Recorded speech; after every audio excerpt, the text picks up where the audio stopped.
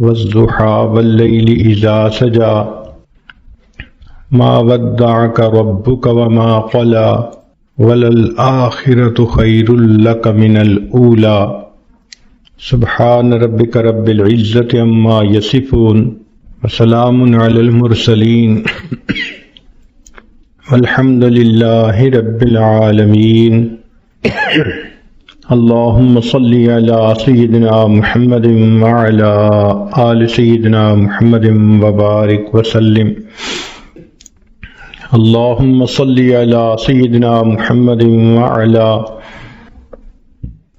آل سيدنا محمد وبارك وسلم اللهم صل على سيدنا محمد وعلى آل سيدنا محمد وبارك وسلم۔ 30ویں پارے کی ایک سورت ہے سورۃ الضحیٰ۔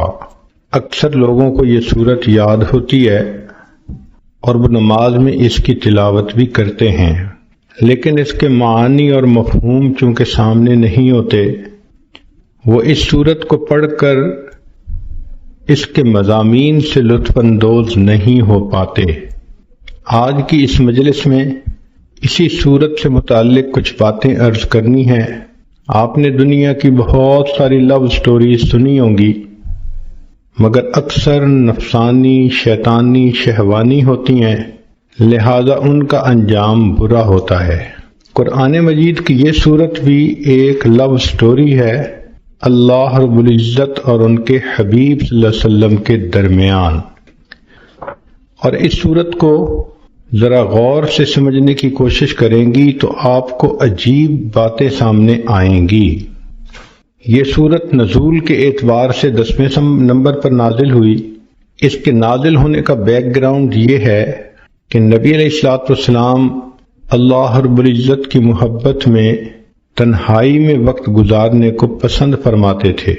چنانچہ بخاری شریف کی روایت ہے حبب الیہ الخلاء، نبی علیہ الصلوۃ والسلام کو تنہائی سے محبت ہو گئی تھی۔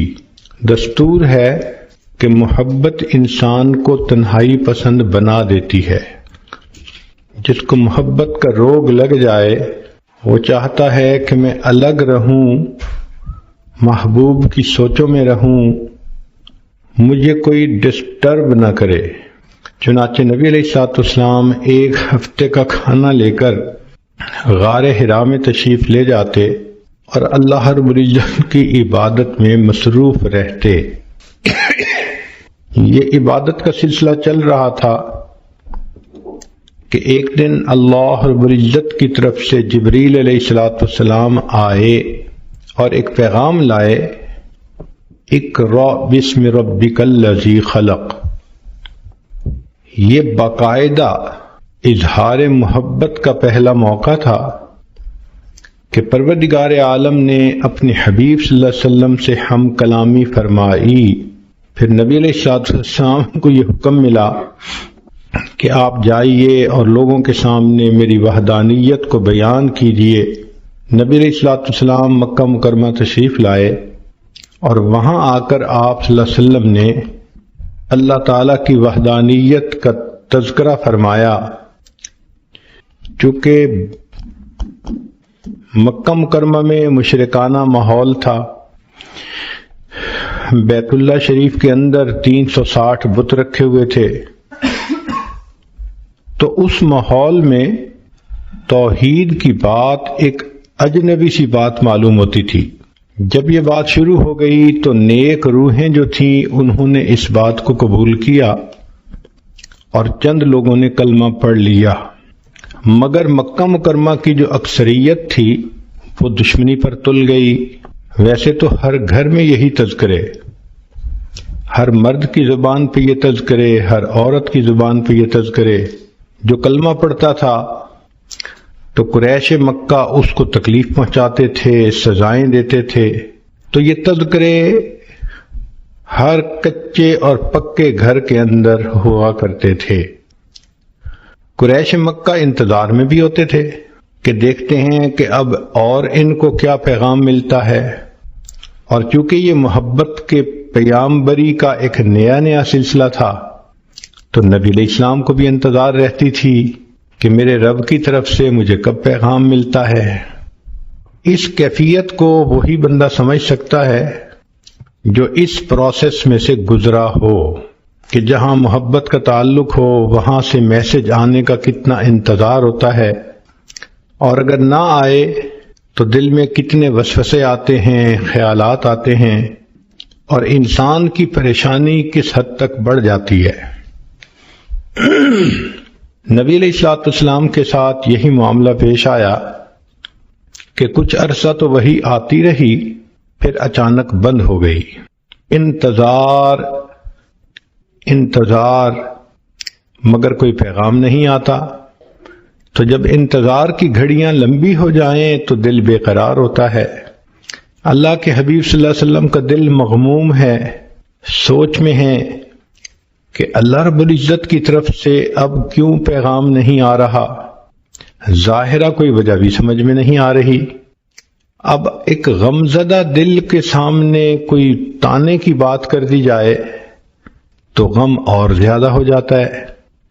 چنانچہ اللہ کے حبیب صلی اللہ علیہ وسلم کے ساتھ یہی ہوا کہ جب کئی دن گزر گئے وحی کے بغیر تو قریش مکہ نے یہ کہنا شروع کر دیا، قد ودعک ربک،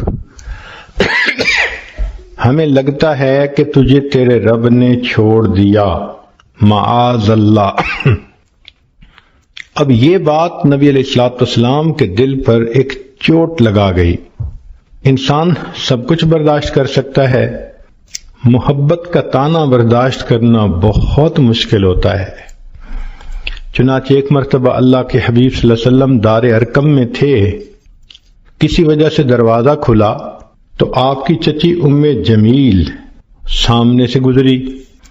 اس نے جب نبی علیہ الصلوۃ والسلام کو بیٹھے دیکھا تو تانا دینے لگی کہ اے محمد صلی اللہ علیہ وسلم، جو شیطان تجھے وہی کرتا تھا وہ تجھ سے روٹھ گیا ہے۔ زخم پر جب زخم لگتا ہے تو دکھ بہت زیادہ ہو جاتا ہے۔ تو اللہ کے حبیب صلی اللہ علیہ وسلم کا دل پہلے مغموم تھا، اس عورت کی بات نے جلتی پہ تیل کا کام کر دیا۔ محبوب صلی اللہ علیہ وسلم کا دل بھر آیا۔ آپ نے دل میں سوچا، اللہ، ان لوگوں نے مجھے ساحر کہا، برداشت کر لیا، مجنون کہا، میں نے برداشت کر لیا، دیوانہ کہا، میں نے برداشت کر لیا، مگر مجھ سے یہ جملہ تو برداشت نہیں ہوتا کہ آپ نے مجھے چھوڑ دیا۔ اے کریم، غار حرا میں اقرأ بسم ربک الذی خلق کے ذریعے محبت کی تار تو آپ نے جوڑی تھی، اب کیوں مجھے تنہا کر دیا کہ لوگوں کے تانے سننے پڑ گئے۔ محبوب صلی اللہ علیہ وسلم کی مبارک آنکھوں میں آنسو ہیں، اور آپ نے اس کرب کی کیفیت میں آسمان کی طرف جو دیکھا تو رب کریم کی طرف سے جبریل علیہ السلام پیغام لے کر آ گئے۔ یہ سورت نازل ہوئی، والضحیٰ واللیل اذا سجا۔ ان کی پہلی دونوں آیتوں میں اللہ رب العزت نے قسمیں کھائی ہیں۔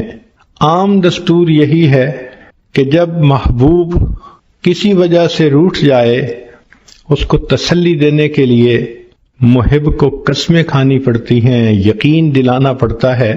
ذرا غور کیجئے، محب اور محبوب کی کیا باتیں ہیں کہ رب کریم ارشاد فرماتے ہیں، والضحیٰ، دن کی روشنی کی قسم، واللیل اذا سجا، رات جب چھا جاتی ہے اس کی تاریکی کی قسم۔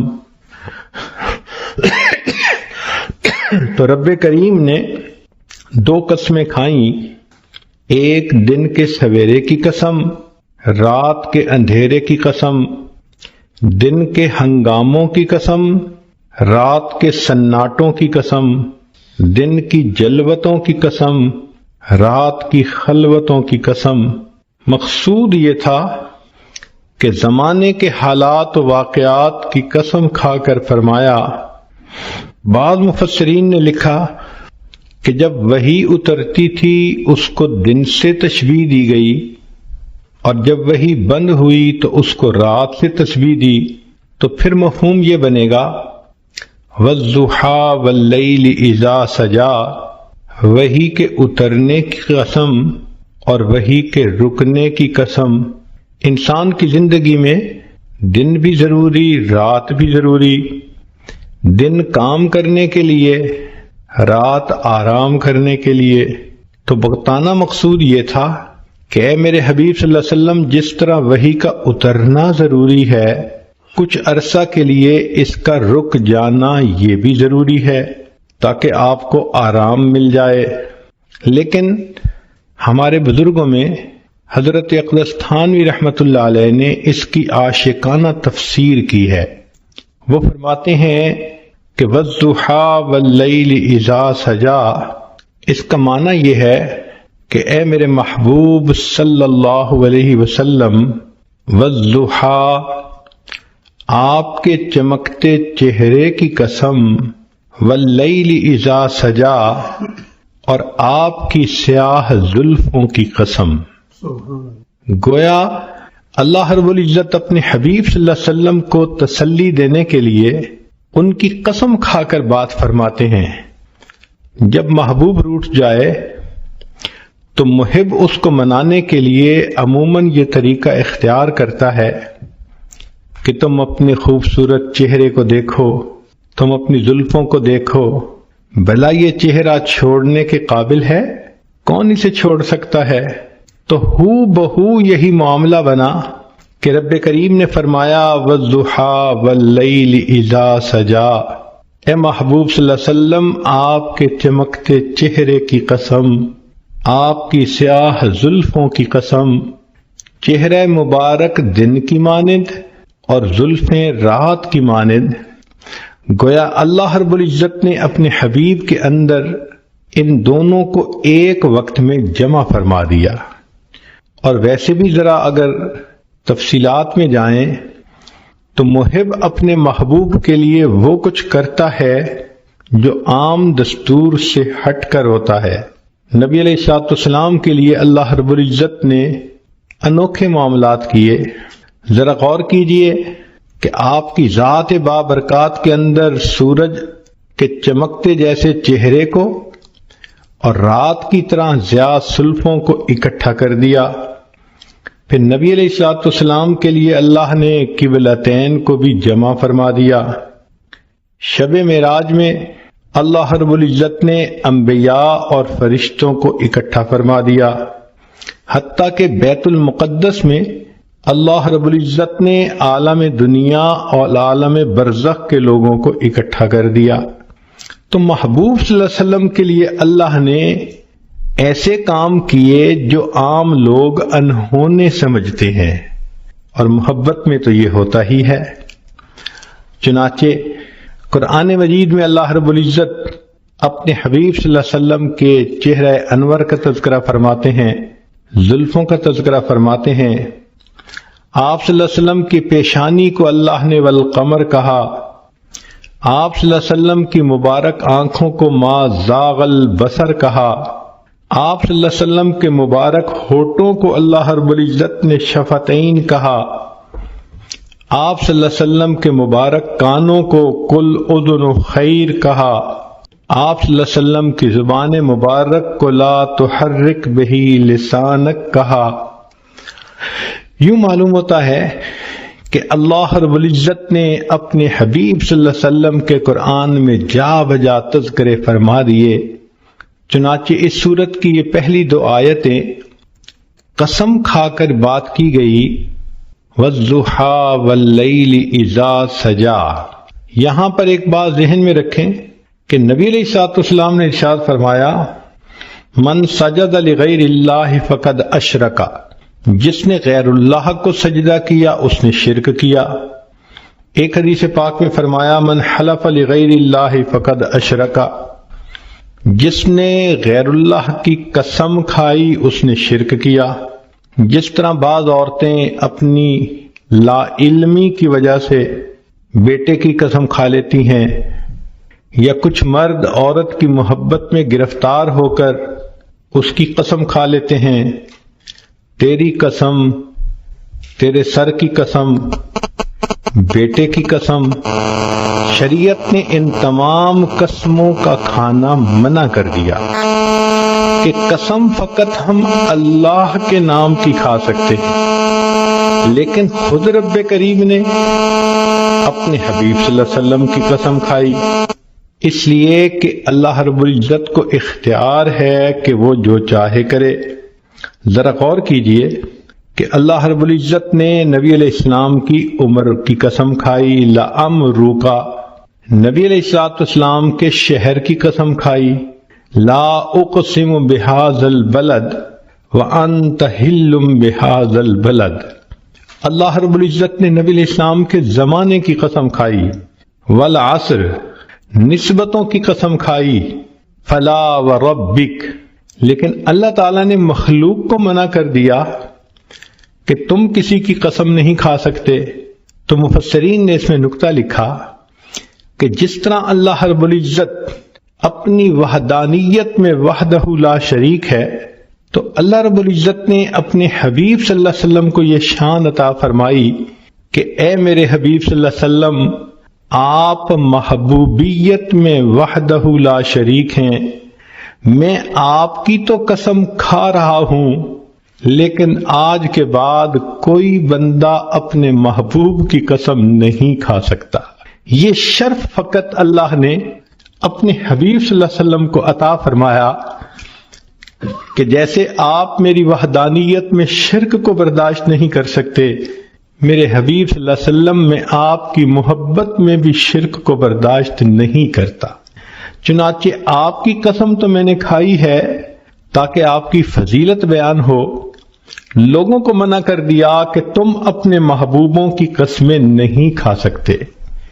چنانچہ فرمایا وَالضُّحَىٰ وَاللَّيْلِ إِذَا سَجَىٰ، آپ کے چمکتے چہرے کی قسم، آپ کی سیاہ زلفوں کی قسم، سوچو تو صحیح، بھلا ایسا چہرہ چھوڑنے کے قابل ہو سکتا ہے؟ لہذا فرمایا ما ودعک ربک وما قلا، آپ تیرے رب نے تجھے چھوڑا بھی نہیں اور تیرے رب نے تجھ سے منہ موڑا بھی نہیں۔ عام طور پہ دنیا میں محب محبوب کے درمیان جدائی کے دو اسباب ہوتے ہیں۔ پہلا سبب یہ ہوتا ہے کہ حالات ہی ایک دوسرے کو جدا کر دے، اور دوسرا سبب یہ ہوتا ہے کہ کسی بات پہ دونوں میں ناراضگی ہو جائے اور دونوں الگ ہو جائیں۔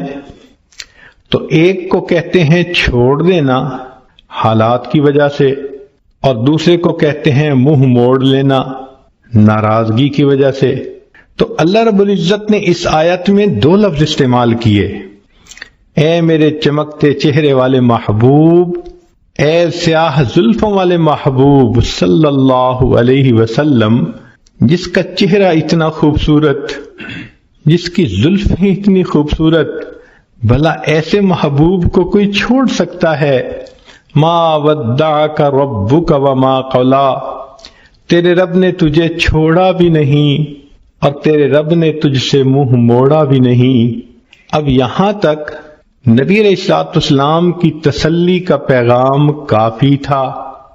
صرف اگر یہ 3 آیتیں اتار دی جاتی تو بات مکمل ہو جاتی کہ نبی علیہ السلام کو میسج مل گیا کہ ہم نے آپ کو چھوڑا بھی نہیں، آپ سے منہ موڑا بھی نہیں۔ مگر محب فقط تسلی نہیں بلکہ پھر تشفی بھی کرواتا ہے تاکہ ان محبوب کے دل کو سکون ہو جائے۔ لہذا رب کریم نے اس کے بعد ایک عجیب بات فرما دی، فرمایا وَلَلْآخِرَةُ خَيْرٌ لَكَ مِنَ الْأُولَىٰ، اے میرے حبیب صلی اللہ علیہ وسلم، آپ کا آنے والا وقت آپ کے گزرے ہوئے وقت سے بہت بہتر ہوگا۔ اس کی مثال ایسے ہی ہے کہ جیسے قسمیں کھا کر پہلے تو تسلی دے دی اور پھر کہہ دیا کہ جو ہو گیا وہ تو ہو گیا، آنے والے وقت میں ہم اور زیادہ محبت کے ساتھ رہیں گے۔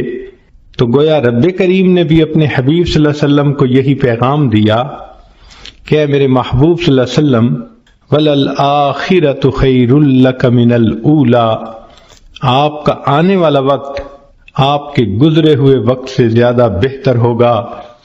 اس ایک جملے کے اندر رب کریم نے سمندر کو کوزے میں بند کر دیا۔ چنانچہ محبوب صلی اللہ علیہ وسلم کی مبارک زندگی کو جس زاویے سے دیکھیں، آپ کا آنے والا وقت گزرے ہوئے وقت سے بہتر تھا۔ اے میرے حبیب صلی اللہ علیہ وسلم، جب آپ بطن مادر میں تھے تو آپ کا ولادت پانا اس سے زیادہ بہتر، پھر ولادت پانے سے آپ کا بچپن میں آنا زیادہ بہتر، بچپن سے آپ کا لڑکپن میں آنا زیادہ بہتر، لڑکپن سے آپ کا جوانی میں آنا اور زیادہ بہتر۔ وَلَلْآخِرَةُ خَيْرٌ لَكَ مِنَ الْأُولَىٰ، آپ کا آنے والا وقت آپ کے گزرے ہوئے وقت سے زیادہ بہتر ہوگا۔ اے میرے حبیب صلی اللہ علیہ وسلم، جب آپ کنوارے حالت میں تھے تو آپ اس وقت بھی اچھے تھے، پھر آپ کا شادی کا ہو جانا اس سے بھی زیادہ بہتر ہو گیا، اور پھر شادی کے بعد آپ کو اولاد کا مل جانا اس سے بھی زیادہ بہتر ہو گیا۔ وَلَلْآخِرَةُ خَيْرٌ لَكَ مِنَ الْأُولَىٰ، آپ کا آنے والا وقت آپ کے گزرے ہوئے وقت سے زیادہ بہتر۔ چنانچہ جب آپ غار حرا میں جا کے عبادت کرتے تھے، آپ کا وہ وقت بھی بہت اچھا تھا، لیکن آپ پر وحی کا اترنا اور بھی زیادہ بہتر ہو گیا، اور پھر آپ صلی اللہ علیہ وسلم کا بیت المقدس میں جا کے انبیاء کی امامت کروانا اس سے بھی زیادہ بہتر ہو گیا، اور پھر آپ کا عرش کے اوپر جا کر اپنے رب سے ملاقات کرنا اس سے بھی زیادہ بہتر ہو گیا۔ وَلَلْآخِرَةُ خَيْرٌ لَكَ مِنَ الْأُولَىٰ، اے میرے حبیب صلی اللہ علیہ وسلم، آپ کا مکہ مکرمہ میں رہنا بھی بہت اچھا، مگر ہجرت کر کے مدینہ میں آ جانا اس سے بھی زیادہ بہتر، پھر بدر کے میدان میں جو کامیابی ہوئی اس سے بھی بہتر، پھر احد کا معاملہ پیش آیا اس سے بھی بہتر، پھر خندق کے اندر جو آپ کو اللہ کی مدد ملی اس سے بھی زیادہ بہتر، پھر صلح حدیبیہ کا موقع آیا اس سے بھی بہتر، اور بالآخر آپ مکہ مکرمہ میں فاتح بن کر داخل ہوئے، وہ اس سے بھی زیادہ بہتر۔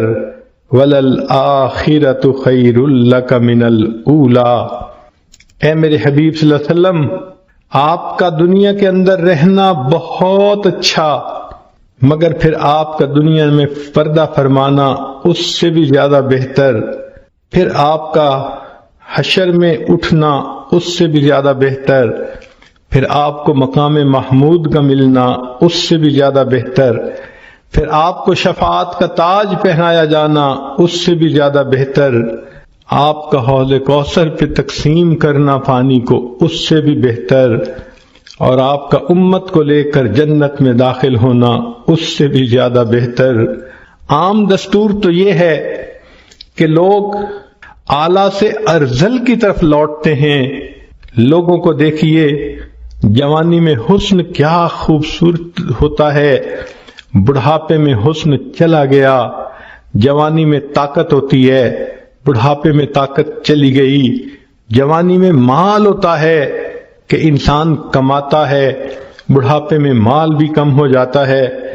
تو عام آدمی کا دستور تو یہی ہے کہ حسن بھی کم ہو گیا، مال بھی کم ہو گیا، طاقت بھی کم ہو گئی، چاہنے والے بھی کم ہو گئے، تو عام انسان حتیٰ یرد الی ارذل العمر، وہ اپنے ارذل کی طرف لوٹتا ہے، اعلیٰ ہوتا ہے، ارذل کی طرف لوٹ جاتا ہے۔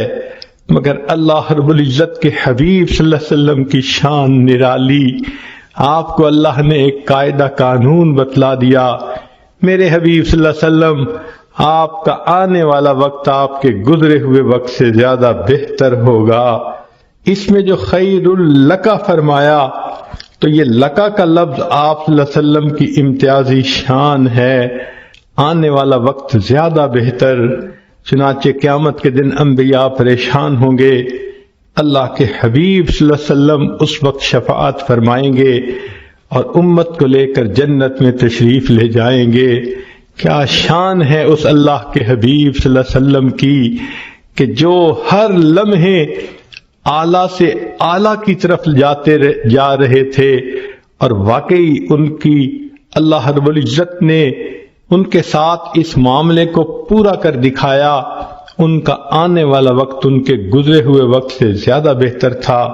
تو گویا مقصد یہ کہہ دیا، اے میرے حبیب صلی اللہ علیہ وسلم، یہ چھوٹنے والی اور ٹوٹنے والی محبت نہیں، پھلنے پھولنے والی اور مضبوط سے اضبط ہونے والی محبت ہے۔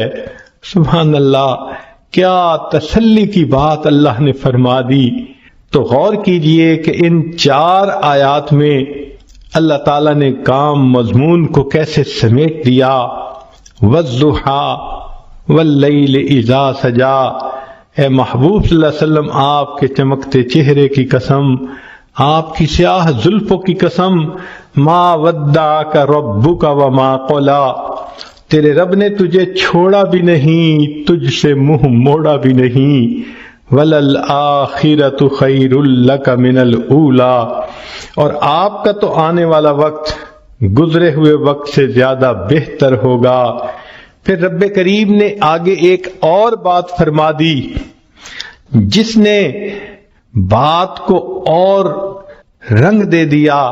ارشاد فرمایا، وَلَسَوْفَ يُعْطِيكَ رَبُّكَ فَتَرْضَىٰ، تیرا رب تجھے اتنا دے گا کہ تو راضی ہو جائے گا۔ محب اپنے محبوب کو اسی طرح تسلی دیتا ہے، میں تجھے اتنا پیار دوں گا، میں اتنا تیرا خیال رکھوں گا، میں اتنا تیرا تعاون کروں گا، تیرا ساتھ دوں گا، پشت پناہی کروں گا۔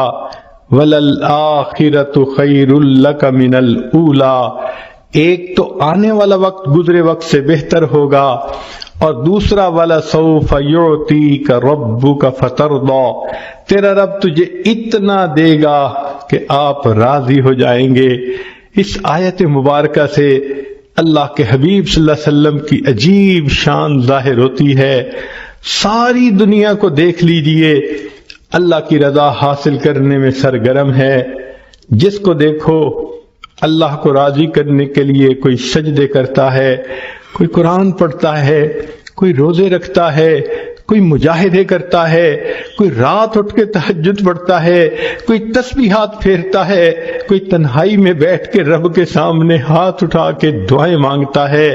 جس مرد کو دیکھو، جس عورت کو دیکھو، ہر کوئی اللہ کی رضا چاہتا ہے۔ اللہ ہم آپ کو راضی کرنے کے لیے چاہتے ہیں۔ انبیاء کرام کی زندگیوں کو دیکھو، آدم علیہ السلام نے کہا ربنا ظلمنا انفسنا، اس لیے کہ وہ اللہ کی رضا چاہتے تھے۔ نوح علیہ السلام نے طوفان کی حالت میں اللہ کی رضا مانگی۔ یونس علیہ السلام نے مچھلی کے پیٹ میں اللہ کی رضا مانگی۔ ایوب علیہ السلام نے بیماری کی حالت میں اللہ کی رضا مانگی۔ ابراہیم علیہ السلام نے اپنے بچوں کو، بیوی کو ایک وادی غیر ذی زرع میں چھوڑ کر اس سے اللہ کی رضا مانگی۔ یوسف علیہ السلام نے جیل میں جا کر مشقتیں اٹھا کر اللہ کی رضا مانگی۔ یعقوب علیہ السلام نے بیٹے کی جدائی پہ صبر کیا، اللہ کی رضا مانگی۔ موسیٰ کلیم اللہ نے کوہ طور پہ جا کر اللہ کی رضا مانگی۔ جس کسی کو دیکھو اللہ کی رضا کا طلبگار ہے۔ سبحان اللہ، اللہ کے حبیب صلی اللہ علیہ وسلم کی کیا شان ہے۔ اللہ فرما رہے ہیں وَلَسَوْفَ يُعْطِيكَ رَبُّكَ فَتَرْضَىٰ، میرے محبوب صلی اللہ علیہ وسلم، رب تجھے اتنا دے گا کہ تو راضی ہو جائے گا۔ آج ولی کو دیکھو، ابدال کو دیکھو، کسی قطب کو دیکھو، غوث کو دیکھو، ہر کوئی اللہ کی رضا کا طلبگار ہے۔ آج کسی قاری کو دیکھو، حافظ کو دیکھو، عالم کو، مجتہد کو، محدث کو، ہر کوئی اللہ کی رضا کا طلبگار ہے۔ آج کے دور میں ہر امیر، ہر غریب، ہر گولا اور کالا، ہر عربی اور اجمی، ہر مرد اور عورت اللہ کی رضا کے طلبگار ہیں۔ مگر اللہ رب العزت فرماتے ہیں میرے محبوب صلی اللہ علیہ وسلم، پوری کائنات میری رضا کی طلبگار، اور میں پروردگار تجھے راضی کرنے کا طلبگار۔ وَلَسَوْفَ يُعْطِيكَ رَبُّكَ فَتَرْضَىٰ، تیرا رب تجھے اتنا دے گا کہ تو راضی ہو جائے گا۔ محبوب آپ کی مراد کو میں پورا کروں گا، اور اللہ رب العزت نے واقعی ایسا کر کے دکھا دیا۔ چنانچہ محبوب صلی اللہ علیہ وسلم نے انگلی کا اشارہ کیا، اللہ نے چاند کو 2 ٹکڑے کر کے دکھا دیا۔ محبوب صلی اللہ علیہ وسلم کے ہاتھ اٹھتے ہیں، اللہ بارش برسا دیتے ہیں۔ محبوب صلی اللہ علیہ وسلم کی زبان سے ابو ہریرہ لانو کی والدہ کی ہدایت کی دعا نکلتی ہے۔ ابو ہریرہ لانو کے پہنچنے سے پہلے اللہ ان کی والدہ کو ہدایت دے دیتے ہیں۔ محبوب صلی اللہ علیہ وسلم کعبہ کی چوکھٹ پکڑ کے دعا مانگتے ہیں، اللہ عمر لانو کو ایمان کی سعادت دے دیتے ہیں۔ محبوب صلی اللہ علیہ وسلم کی انگلیوں سے اللہ تعالیٰ پانی کے چشمے جاری فرما دیتے ہیں۔ گویا بتلانا یہ محبوب مقصود تھا، اے میرے محبوب دیکھو ساری کائنات میری رضا چاہتی ہے اور میں آپ کو اپنا محبوب بنا چکا، لہذا میں آپ کو اتنا دوں گا۔ وَلَسَوْفَ يُعْطِيكَ رَبُّكَ فَتَرْضَىٰ، کہ آپ راضی ہو جائیں گے۔ محبوب جو تیری پسند ہوگی وہ میری پسند ہوگی، جو تیرا ہے وہ میرا ہے، جو تیرا نہیں وہ میرا نہیں۔ اس لیے ہمارے اکابر یہ کوشش کرتے تھے مدینہ طیبہ میں جا کر دفن ہونا نصیب ہو جائے تاکہ محبوب کا قرب نصیب ہو۔ ذرا غور کیجئے اللہ نے اپنے حبیب صلی اللہ علیہ وسلم کی تمناؤں کو کیسے پورا کیا۔ ایک نماز 4 رکعت کی ہے، 2 رکعت پڑھی، اللہ رب العزت نے نماز کے ختم ہونے کا انتظار نہیں کیا، عین دوران نماز میں وحی فرما دی، اب آپ کے لیے قبلہ کو ہم نے تبدیل کر دیا گیا۔ چنانچہ نبی علیہ الصلوۃ والسلام نے 2 رکعت پہلے قبلے کی طرف پڑھی اور دوسری رکعت دوسرے قبلے کی طرف پڑھی۔ سبحان اللہ، جب نبی علیہ الصلوۃ والسلام کو اللہ نے راضی کرنے کا فیصلہ فرما دیا تو محبوب کی امت کے لیے یہ بہت بڑی خوشخبری ہے۔ نبی علیہ الصلوۃ والسلام پر جب یہ آیت اتری تو محبوب صلی اللہ علیہ وسلم نے فرمایا کہ اللہ تعالیٰ نے فرمایا ہے میں تجھے راضی کر دوں گا۔ فرمایا میں اس وقت تک راضی نہیں ہوں گا جب تک میرا آخری امتی بھی جنت میں داخل نہیں ہو جائے گا۔ یہ کتنی بڑی خوشخبری ہے امت کے لیے کہ رب کریم نے اپنے محبوب صلی اللہ علیہ وسلم کو راضی کرنے کا وعدہ فرما لیا، اور محبوب صلی اللہ علیہ وسلم نے بتلا دیا میں اس وقت تک راضی نہیں ہوں گا جب تک کہ میرا آخری امتی بھی جنت میں نہیں چلا جائے گا۔ تو رب کریم نے اپنے حبیب صلی اللہ علیہ وسلم کو راضی کرنے کے لیے قرآن مجید میں خوشخبری عطا فرما دی، بلکہ محبوب صلی اللہ علیہ وسلم کے جو یار غار تھے ان کو بھی راضی کرنے کا تذکرہ قرآن میں فرما دیا۔ وَلَسَوْفَ يَرْضَىٰ، قیامت کے دن وہ اللہ سے اس کو راضی کر دیا جائے گا۔ چنانچہ نبی علیہ الصلوۃ والسلام کی یہ شان ہے کہ جو آپ صلی اللہ علیہ وسلم کی اتباع کرے گا اللہ رب العزت دنیا میں بھی اس بندے کی پشت پناہی فرمائیں گے، آخرت میں بھی پشت پناہی فرمائیں گے، اور پھر جنت میں اس کو داخلہ دے کر بالآخر راضی فرما دیں گے۔ یہ اللہ رب العزت کا معاملہ ہے۔ چنانچہ یہاں تک بات مکمل ہو گئی۔ وَالضُّحَىٰ وَاللَّيْلِ إِذَا سَجَىٰ مَا وَدَّعَكَ رَبُّكَ وَمَا قَلَىٰ وَلَلْآخِرَةُ خَيْرٌ لَكَ مِنَ الْأُولَىٰ وَلَسَوْفَ يُعْطِيكَ رَبُّكَ فَتَرْضَىٰ، تیرا رب تجھے اتنا دے گا کہ تو بس بس کرے گا۔ سبحان اللہ، اللہ رب العزت کی کتنی عنایات ہیں اپنے حبیب صلی اللہ علیہ وسلم کے اوپر۔ پھر اس کے بعد جب محب اپنے محبوب کو تسلی کی باتیں کر دیتا ہے، اکثر ہم نے دیکھا کہ گزشتہ احسانات کے تذکرے بھی کرتا ہے، وہ بھی باتیں یاد دلاتا ہے کہ دیکھو تم بھول گئے، میں نے تو یہ بھی کیا تھا، میں نے تو یہ بھی کیا تھا، کیوں ناراض ہوتے ہو، کیوں غمزدہ ہو رہے ہو، تمہیں یاد نہیں کہ میں نے تو یہ بھی کر دیا تھا۔ بالکل اسی طرح رب کریم نے یہ باتیں فرمانے کے بعد 3 گزشتہ احسانات کا تذکرہ فرمایا۔ پہلی بات فرمائی الم یجدک یتیما فآوا، کیا ہم نے آپ کو یتیمی کی حالت میں نہ پایا اور پھر ہم نے آپ کو ٹھکانہ دیا۔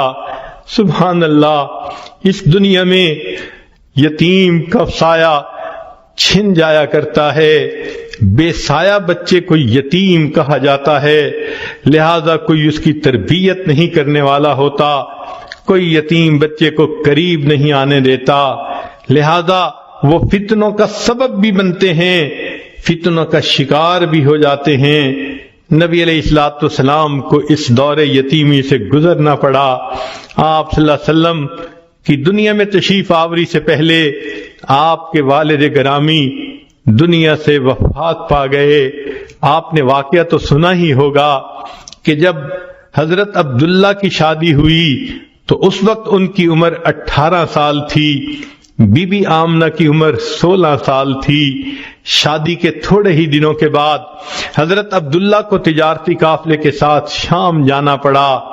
شادی کے ابتدائی دنوں میں میاں بیوی کا ایک دوسرے سے جدا ہونا بہت مشکل کام ہوتا ہے، چنانچہ جب حضرت عبداللہ جانے لگے، بی بی آمنہ بھی غمزدہ ہیں، حضرت عبداللہ بھی اداس ہیں، فرماتے ہیں کہ آمنہ میں جا رہا ہوں، جلدی واپس آؤں گا، جب میں واپس آؤں تو تم دروازے کے قریب آ کر میرا استقبال کرنا، میں تمہارے لیے بہت اداس ہوں گا۔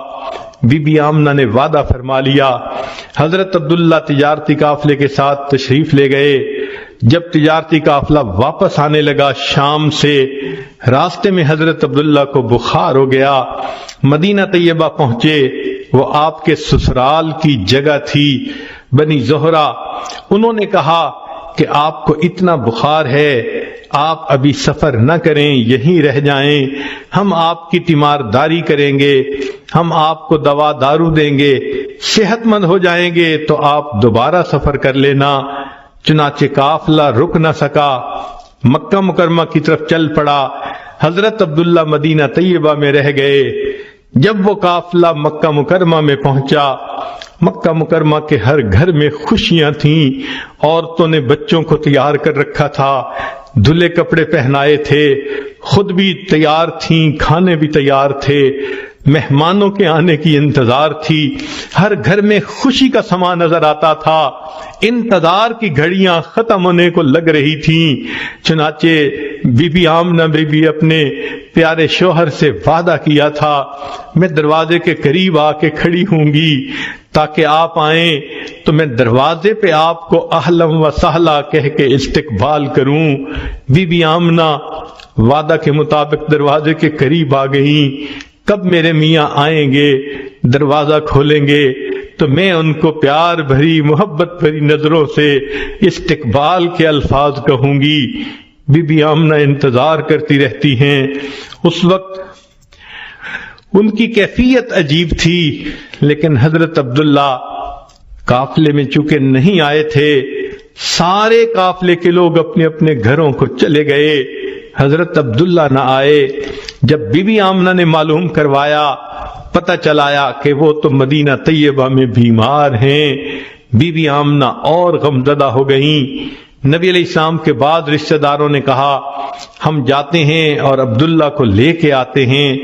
چنانچہ وہ وہاں سے مدینہ طیبہ گئے ان کو لانے کے لیے، مگر اللہ رب العزت کو کچھ اور ہی منظور تھا۔ مدینہ طیبہ میں حضرت عبداللہ کا انتقال ہو گیا، بالآخر ان کو وہاں دفن کر دیا گیا۔ اب بی بی آمنہ حاملہ تھیں اور انتظار میں تھیں۔ جب میاں کے فوت ہونے کی دکھ بھری خبر ملی، دل پہ کیا صدمہ گزرا ہوگا، عورتیں اس بات کو سمجھ سکتی ہیں۔ 16 سال کی عمر کی بچی ہے اور وہ بیوہ ہو گئی، دل کی حسرتیں دل میں ہی رہ گئیں۔ چنانچہ حاملہ بھی ہے اور اپنے خاوند کی جدائی کا صدمہ بھی ہے۔ بہرحال انہوں نے صبر کے ساتھ برداشت کیا۔ حتیٰ کہ نبی علیہ الصلوۃ والسلام کی ولادت مبارکہ ہوئی۔ پھر نبی علیہ السلام کو حلیمہ سعدیہ کے پاس بھیجا، 4 سال کی عمر میں وہ واپس چھوڑ گئیں۔ جب نبی علیہ السلام اپنی والدہ کے پاس آ کر کچھ عرصہ رہے، تقریباً 6 سال کی عمر تھی، تو بی بی آمنہ نے فیصلہ کیا میں اپنے بچے کو لے کے مدینہ طیبہ چکر لگا آتی ہوں۔ چنانچہ بی بی آمنہ نے نبی علیہ الصلوۃ والسلام کو ساتھ لیا، مدینہ طیبہ آئی۔ نبی علیہ السلام فرماتے ہیں میں نے اپنی والدہ کو دیکھا، مدینہ طیبہ جا کر وہ ایک قبر کے قریب پہنچی، کچھ کہہ رہی تھیں جو میں نہیں سمجھ رہا تھا، مگر میری والدہ کی مبارک آنکھوں میں آنسو تھے۔ نبی علیہ السلام فرماتے ہیں مجھے اتنا یاد ہے میں اپنی والدہ کو روتے دیکھ کے خود بھی رونے لگ گیا، میری آنکھوں میں بھی آنسو آ گئے، مگر مجھے یہ نہیں پتا کہ والدہ کیا بات کر رہی تھیں۔ تصور یہ کہتا ہے کہ شاید بی بی آمنہ حضرت عبداللہ سے محو گفتگو ہوں، عبداللہ آپ نے وعدہ کیا تھا میں آ جاؤں گا، میں اتنے سال انتظار کرتی رہی، آپ لوٹ کر نہیں آئے، آپ مجھے ایک امانت دے کر گئے تھے، دیکھو اللہ نے کتنا خوبصورت بیٹا عطا کیا، کاش اس بیٹے کے چمکتے چہرے کو آپ دیکھتے، آپ کو پتہ چلتا اللہ نے کیا حسن و جمال اس کو عطا کر دیا ہے۔ تو بی بی آمنہ یہ باتیں سوچ رہی ہوں گی، اپنے تصور میں کر رہی ہوں گی، آنکھوں سے آنسو آ گئے ہوں گے۔ نبی علیہ السلام اپنی والدہ کو روتے دیکھ کے خود بھی رونے لگ گئے۔ بالآخر بی بی آمنہ نے وہاں سے واپسی کا فیصلہ کیا، چنانچہ ایک باندی بھی ساتھ ہے، اور بی بی آمنہ واپس مکہ مکرمہ آنا چاہتی ہیں۔ اللہ کی شان دیکھیے کہ اس وقت جب ابوا کے مقام پر پہنچی تو بی بی آمنہ کی اپنی بھی وفات ہو گئی۔ نبی علیہ الصلوۃ والسلام کے دل پہ دیکھیے کیا کیا صدمے پا رہے ہیں، والد پہلے وفات پا چکے، آج والدہ کا سایہ بھی چلا گیا، اکیلے ہیں۔ چنانچہ ام ایمن نے یا جو بھی اس وقت آپ کے پاس باندھی تھی آپ کی خبر گیری کی، وہ آپ کو لے کر مکہ مکرمہ کی طرف آئی۔ کہتے ہیں کہ عبد المطلب اس وقت بہت اداس تھے، اپنے پوتے کو دیکھنے کے لیے انتظار میں تھے کہ اب تو میری بہو آئے گی۔ روزانہ مکہ مکرمہ سے باہر نکل کر مدینہ کے راستے پہ بیٹھ کے انتظار کیا کرتے تھے، کوئی آنے والا مجھے خبر دے کہ میری بہو آ رہی ہے، میرا پوتا آ رہا ہے، مگر اطلاع نہ ملا کرتی تھی۔ ایک دن انتظار میں بیٹھے ہوئے تھے، چنانچہ اس نے دیکھا کہ جو باندی ساتھ گئی تھی وہ آ رہی ہے۔ جب قریب پہنچی تو اس وقت عبد المطلب نے پوچھا آمنہ کہاں ہے؟ باندی نے کہا اس بچے کا والد تو پہلے جدا ہو چکا تھا، اس کی والدہ بھی اللہ کو پیاری ہو گئی، اکیلے بچے کو لے کر میں آپ کے پاس آئی ہوں۔ تو حضرت عبد المطلب نے نبی علیہ الصلوۃ والسلام کو سینے سے لگا لیا۔ محبوب صلی اللہ علیہ وسلم کو یہ جدائی برداشت کرنی پڑی، یہ یتیمی کی کیفیت برداشت کرنی پڑی۔ اللہ رب العزت اس بات کا تذکرہ فرماتے ہیں، اے میرے حبیب صلی اللہ علیہ وسلم، الم یجدک یتیما فآوا، ہم نے آپ کو یتیم پایا اور ہم نے آپ کو ٹھکانہ دیا۔ سبحان اللہ۔ پھر فرمایا وَوَجَدَكَ ضَالًّا فَهَدَىٰ، ہم نے آپ کو راستہ بھولا ہوا پایا اور ہم نے آپ کو راستے کی رہنمائی فرمائی۔ مشہور واقعہ ہے، 7 سال کی عمر میں نبی علیہ الصلوۃ والسلام مکہ مکرمہ کی گلیوں میں چلتے چلتے کہیں ایک طرف باہر نکل گئے، راستے کا پتہ نہ چلتا تھا۔ ابو جہل نے دیکھا تو بالآخر اپنی اونٹی پہ بٹھا کے واپس لایا۔ آپ صلی اللہ علیہ وسلم کو اللہ اس واقعے کا تذکرہ فرماتے ہیں، وَوَجَدَكَ ضَالًّا فَهَدَىٰ، آپ راستہ بھول گئے تھے، ہم نے آپ کو واپس گھر آنے کا بندوبست فرما دیا۔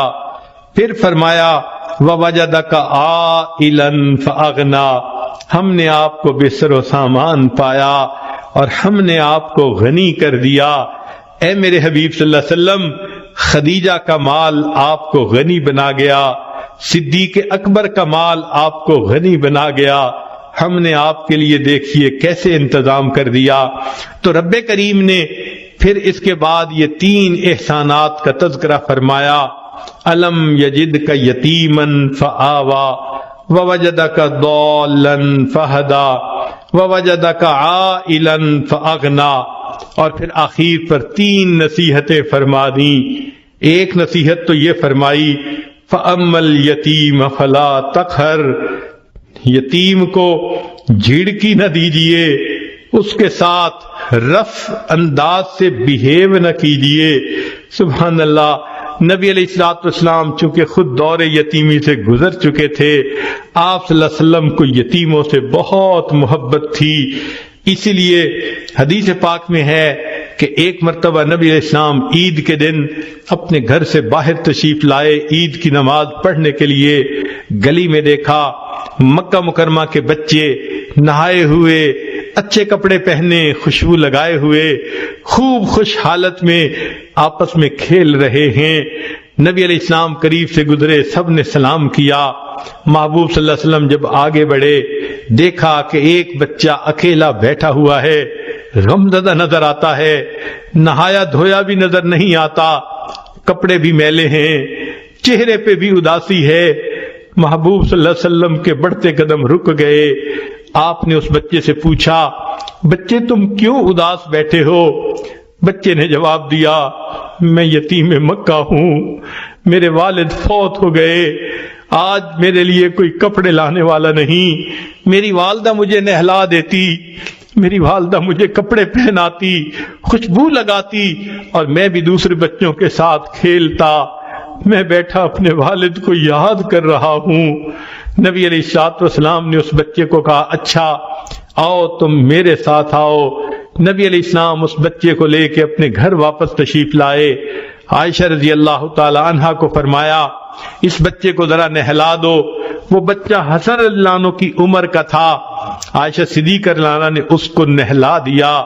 اتنے میں نبی علیہ السلام نے پیغام بھیجا فاطمہ الزہرا رضی اللہ تعالی عنہا کی طرف کہ حسن کے اگر کپڑے ہوں تو بھجوا دیجئے۔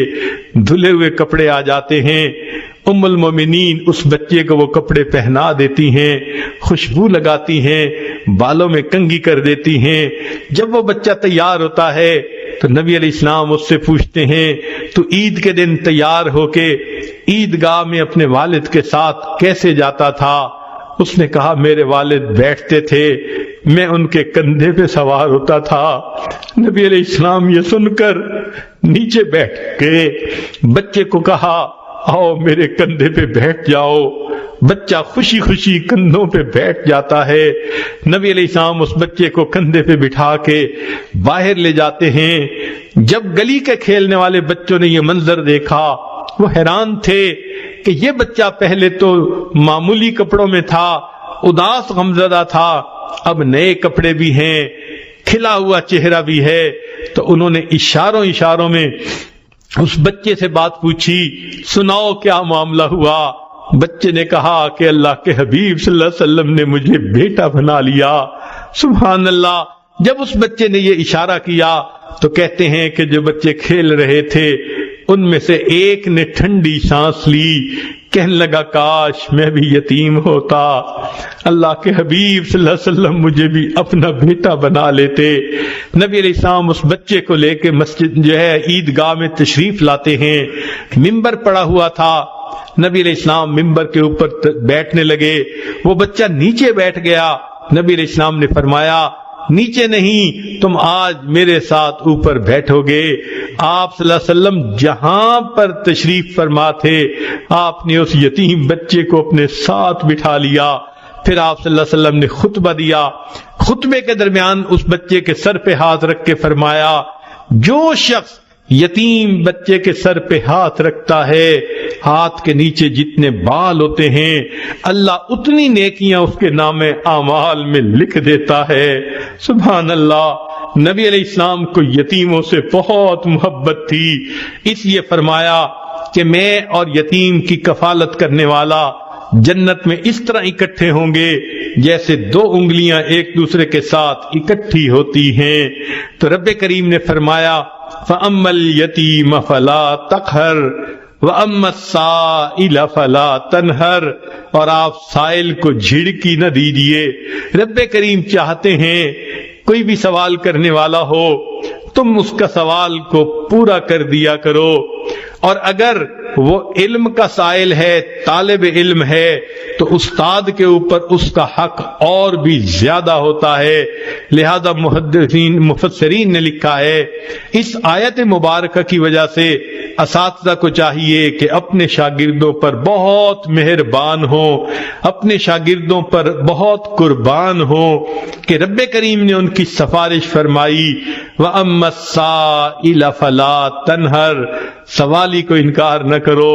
عجیب بات ہے کہ جو شخص روٹی کا طلبگار ہو، اگر کسی گھر سے آ کے روٹی کا سوال کرے اور کوئی اس سائل کو روٹی دے دے، حدیث پاک میں ہے 3 بندوں کے گناہوں کی مغفرت ہو جاتی ہے۔ جس بندے نے رزق کمایا اس کی بھی مغفرت ہو گئی، جس عورت نے کھانا بنایا اس کی بھی مغفرت ہو گئی، اور جس نے وہ روٹی لے کر سائل تک پہنچائی اس نوکر کی بھی مغفرت ہو گئی۔ قربان جائیں اس پروردگار پر کہ جو اس عمل پر مالکوں کی تو مغفرت فرماتا ہی ہے، ان کے نوکروں اور خادموں کی بھی مغفرت فرما دیتا ہے۔ اور حدیث پاک میں یہ بھی آیا کہ ایک علم کا سائل ہوتا ہے، جیسے کلاس روم میں بیٹھ کے استاد سے علم کا سوال پوچھنا، تو فرمایا اس پر اللہ رب العزت 4 بندوں کی مغفرت فرماتے ہیں۔ سب سے پہلے سوال پوچھنے والے کی مغفرت ہو جاتی ہے، پھر دوسری بات استاد جو جواب دیتا ہے اس کی بھی اللہ مغفرت فرما دیتے ہیں، اور تیسری بات کہ جو اس کے کلاس فیلوز بیٹھے ہوتے ہیں، مجمع ہوتا ہے، اللہ ان کی بھی مغفرت فرما دیتے ہیں، اور چوتھی بات کہ جو لوگ اس کلاس کے قیام کا سبب بنتے ہیں، معاونین ہوتے ہیں مدارس کے، اگرچہ وہ کاروباری لوگ ہوتے ہیں، اپنے گھروں میں بیٹھے ہوتے ہیں، مگر وہ اس کلاس کے لیے پیسہ خرچ کرتے ہیں، استاد کی تنخواہ دیتے ہیں، شاگردوں کے کھانے پینے کا انتظام کرتے ہیں، تو فرمایا کہ وہ محبت کرنے والے، تعاون کرنے والے اگرچہ اپنے گھروں میں بیٹھے ہوں گے، اللہ ان کی بھی مغفرت فرما دیتے ہیں۔ تو علم کا سوال اللہ رب العزت کو اتنا پسند، 3 نصیحتیں فرمائیں، فَأَمَّا الْيَتِيمَ فَلَا تَقْهَرْ وَأَمَّا السَّائِلَ فَلَا تَنْهَرْ، اور آخر پر کہا وَأَمَّا بِنِعْمَةِ رَبِّكَ فَحَدِّثْ، اور آپ پر جو اپنے رب کی نعمتیں ہیں آپ خوب کھول کھول کر ان کو بیان فرمائیے، یعنی زبان فیض ترجمان سے قرآن کی نعمت کو بیان کیجئے، اور لوگوں کو قریش مکہ کو کھول کھول کر بتا دیجئے ما ودعک ربک وما قلا، تیرے رب نے تجھے چھوڑا بھی نہیں، تجھ سے منہ موڑا بھی نہیں۔ چنانچہ نبی علیہ الصلوۃ والسلام کے دل کو کامل تسلی مل گئی، اور اس صورت نے محبوب صلی اللہ علیہ وسلم کے غم کو ختم کر دیا۔ آج اس پورے بیک گراؤنڈ کے ساتھ جب آپ اس صورت کو نماز میں پڑھا کریں گی تو آپ کو نبی علیہ السلام کی کیفیت کا بھی اندازہ ہوگا، کتنے ابتدا میں غم زدہ تھے، اور آپ کو یہ بھی پتہ چل گیا ہوگا کہ محبوب اپنے محب کو کیسے تسلیاں دیتا ہے، کیسے آنے والے وقت کے وعدے کرتا ہے، کیسے اس کی مرادیں پورے کرنے کی خوشخبریاں دیتا ہے، اور پھر کیسے اس کو نصیحت کرتا ہے۔ تو یہ پوری صورت اللہ رب العزت اور آپ کے حبیب صلی اللہ علیہ وسلم کی محبت کا مضمون بیان کرتی ہے۔ اس میں جہاں نبی علیہ السلام کے لیے تسلی تھی، وہاں پر جو نبی علیہ السلام کے نائب علماء، عالمات، فاضلات اس دنیا میں دین کا کام کرنے والے ہیں، ان کے لیے بھی بڑی خوشخبری ہے۔ سب سے پہلی خوشخبری، ان دین کا کام کرنے والوں کو لوگ تانے دیتے ہیں، دنیا نے تمہیں چھوڑ دیا، کوئی تمہارے ساتھ نہیں، ان کو تسلی رکھنی چاہیے، دنیا نے چھوڑ دیا، دین کا کام کرنے والے کو رب کبھی نہیں چھوڑے گا، اس کا وعدہ ہے ما ودعک ربک وما قلا، میرے حبیب صلی اللہ علیہ وسلم تیرے رب نے تجھے چھوڑا بھی نہیں، تجھ سے منہ موڑا بھی نہیں۔ چنانچہ آپ صلی اللہ علیہ وسلم کے جو وارث ہوں گے ان کے ساتھ بھی یہی وعدہ پورا ہو کر رہے گا، نہ اللہ ان کو چھوڑے گا، نہ اللہ ان سے منہ موڑے گا۔ وَلَلْآخِرَةُ خَيْرٌ لَكَ مِنَ الْأُولَى، جیسے نبی علیہ السلام کو اللہ نے یہ وعدہ فرما دیا، آپ غور کیجئے اللہ والوں کے ساتھ بھی یہی معاملہ ہوتا ہے۔ جو دین کا کام کر رہے ہوتے ہیں ان کا آنے والا دن ان کے گزرے ہوئے دن سے زیادہ بہتر ہوتا ہے۔ ان کے فیض کو اللہ بڑھا دیتے ہیں، ان کے افادیت کو اللہ بڑھا دیتے ہیں، ان سے محبت کرنے والوں کو اللہ بڑھا دیتے ہیں، اور دنیا میں ان کی خیر و برکت کو اللہ بڑھا دیتے ہیں۔ ان کے لیے بھی آنے والا وقت ان کے گزرے ہوئے وقت سے بہتر ہوتا ہے۔ اور پھر فرمایا وَلَسَوْفَ يُعْطِيكَ رَبُّكَ فَتَرْضَىٰ، تیرا رب تجھے اتنا دے گا کہ تو راضی ہو جائے گا۔ یہ وعدہ تو نبی علیہ السلام کے ساتھ اللہ رب العزت نے کیا، لیکن جو نبی علیہ السلام کا غلام بن کر دین کا کام کرے گا، بالخصوص آج کے دور میں رب کریم کا یہ وعدہ اس کے ساتھ بھی پورا ہو کر رہے گا۔ اللہ اس کے ساتھ اتنی رحمتیں نازل کرے گا کہ بالآخر موت کے وقت اس کو اپنی رضا عطا کرے گا، اور جس کو رب کی رضا مل گئی فترضا، گویا اس بندے کو اللہ راضی کر دے گا۔ دعا ہے اللہ تعالیٰ آج کے اس دور میں دین کا کام کرنے والوں کو پائے استقامت نصیب فرمائے، ہمتیں عطا فرمائے۔ ہر طرف لوگ ان کو ڈسکریج کرنے والے ہیں، لوگ ان پر